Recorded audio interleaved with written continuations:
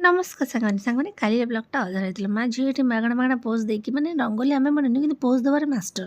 Happy Diwali ଟିକେ କହିଦେଇକି ତଳକୁ ପଳେଇ ଆସିଲୁ। ଭାଇ ସବୁ ଅନ୍ଧାର, ସେଇ ଅନ୍ଧାରରେ ବି ଆମେ ମା ଝିଅ ବାଣ ଫୁଟେଇକି ଆଲୁଅ କରିଦେଲୁ।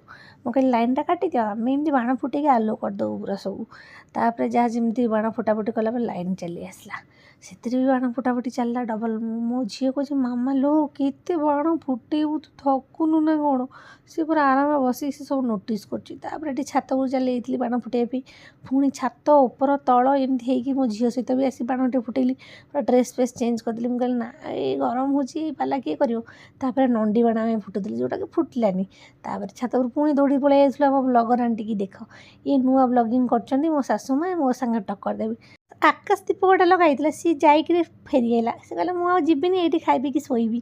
ତାପରେ ଟିକେ ଷ୍ଟାଇଲ୍ ମାରି ଗୋଟେ ହାତ ଚକି ଧରିକି ମାନେ ବାଣ ଫୁଟଉଥିଲି, ସିଧା ଆସିକି ମୋ ମୁଣ୍ଡରେ ଛିଟିକି ପଡ଼ିଲା, ମାନେ ଫଳ ପାଇଗଲି।